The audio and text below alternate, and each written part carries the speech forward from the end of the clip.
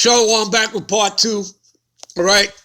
We'll come back to this over here because we're going to scroll down, go over some other things there. But let me show you. The Lord is in charge here, people. Okay. Let's go to Daniel.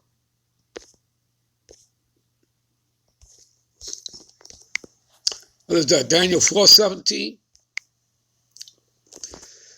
This matter is by the decree of the watchers and demanded by the word of the holy ones, to the intent that the living may know that the Most High, I repeat, that the Most High ruleth in the kingdom of men.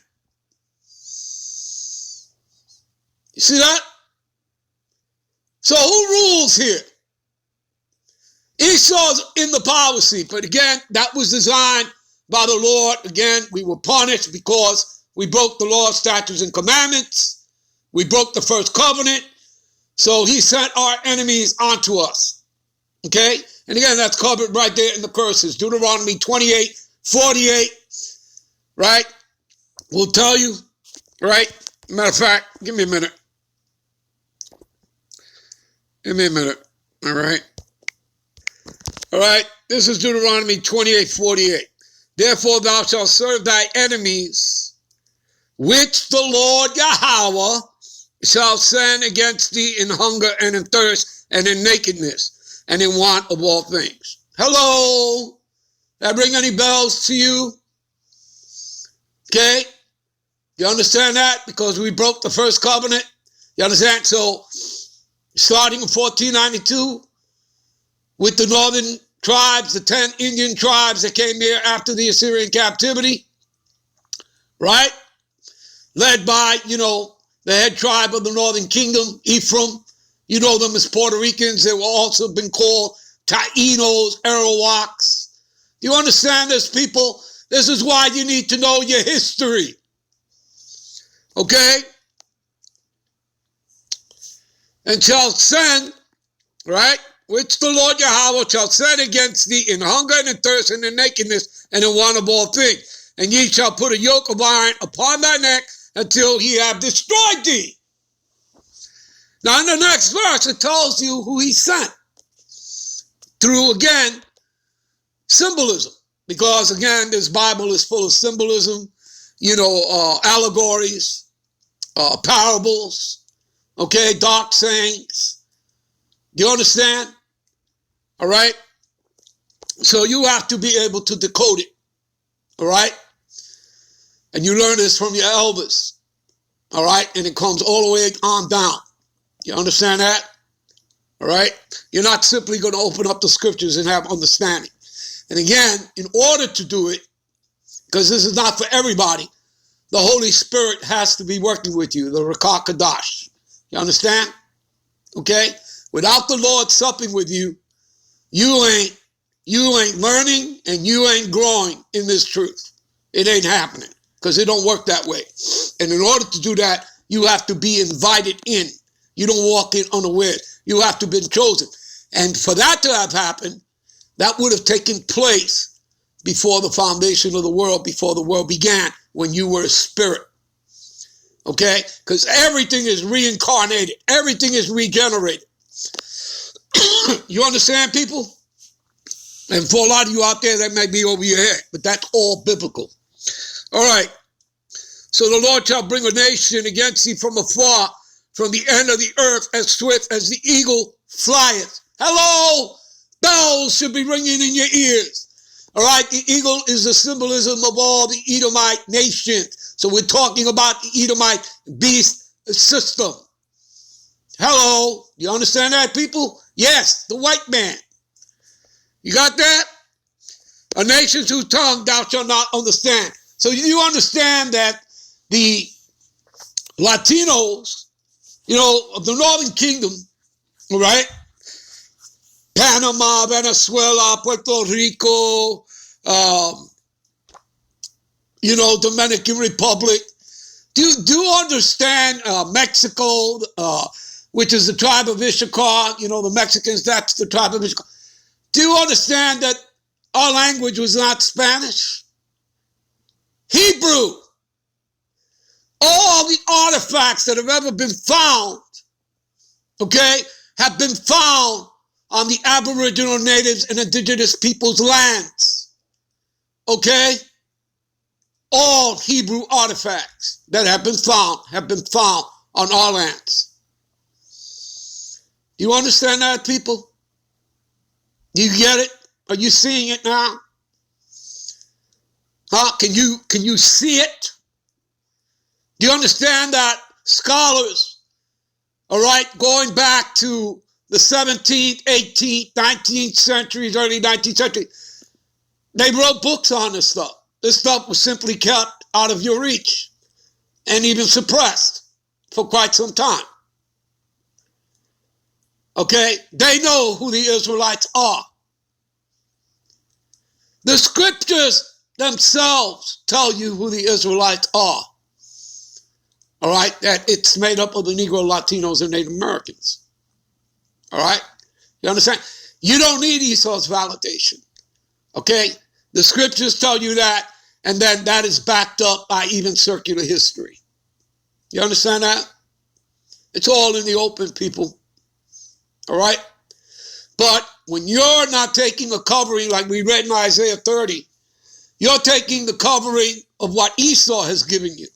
That you're a Puerto Rican, that you're a black man, or that you're African American, okay? Or that you're Dominican, okay? Or that you're a Mexican, or you're Panamanian, or you're Venezuelan. You're taking the covering of what Esau has given you, not the covering of the Lord, the truth. See that? You don't want to deal with that. All right? I believe you people get the point. All right? All right, let's get back.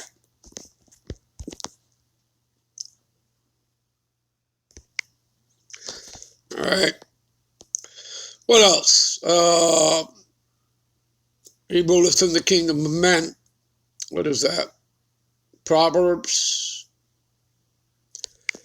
21:1.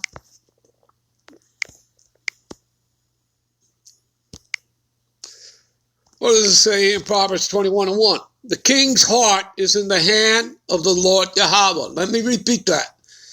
The king's heart is in the hand of the Lord Yahweh. And as rivers of water, he turneth it whithersoever he will. So you see that the Lord controls Esau while he's in the power seat. You understand? We've already proven that he is the sword of the Lord. He's no different. He's a pawn of the game. He's a pawn of the game. And like I said, the Lord's going to destroy him at the end. You understand that?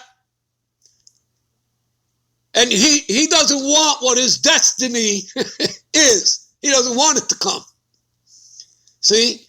He wants to stay in rulership forever and ever and ever. But is he in charge? No. He's not in charge. Okay? His rulership for a third time. Okay? And it's the third and last time in rulership. Okay? His final time was for a short season. We're at the end of that little short season. And you read about this in Revelations, the 20th chapter. And again, the Lord refers to this nation of people as the dragon, the old serpent, which is the devil and Satan. Okay? You understand that? They are the people, the nation, cursed to the Lord's judgment. Do you understand that? Whom he hath indignation, which means righteous anger, forever with them. Okay? He calls them the border of wickedness. Do you understand that, people? All right? Where else? Give me a minute. All right? Let's see here. Where else? Escalatius 10:4, I think. All right?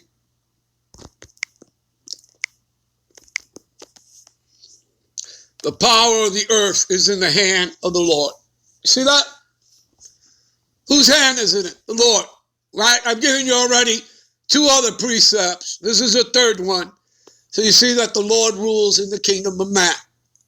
And that he controls Esau. He controls both the left and the right. Do you understand, people? You get it? You understand that? Your whole lives have been a test. Okay? And the ultimate test is coming when that charagma is made mandatory. Okay? That MOB. All right? That ID 2020. When that is made mandatory, that's the ultimate test from the Lord. You understand that? Okay? But your whole lives have been a test. And we're going to get into that. All right? We are. We're going to get into that. All right? But first of all, let's get back. All right? Let me finish reading this. So the power of the earth is in the hand of the Lord, and in due time he will set over it one that is profitable. Who's the one he's going to set over it? Yahushua. Okay? King David, the 12 apostles, and the 144,000, which are all men, 12,000 from each of the 12 tribes. And again, this is a remnant, because only a remnant will return back onto the Lord.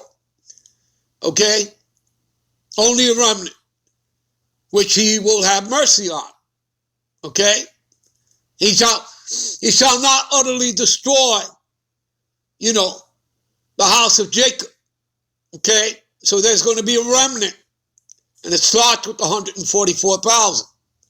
All right? And then there'll be also a great multitude that will include women and children. Okay? You understand that, people? You get that? All right? All right. I want to,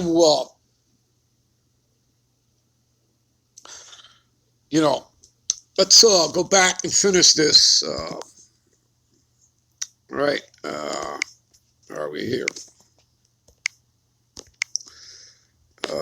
Back to Isaiah 30. All right?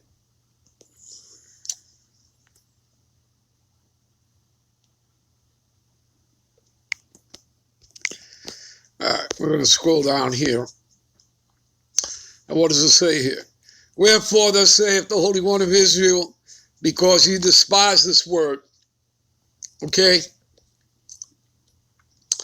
And you do. Because you don't want to hear the truth. So you despise this word. You choose to walk by, the Israelites, out there on the street corners, on the highways and byways. Or you choose not to watch the videos. Or you have your own personal thoughts. And again, in other words, the Lord's not dealing with you. You see that? You understand that? You're part of that 2/3.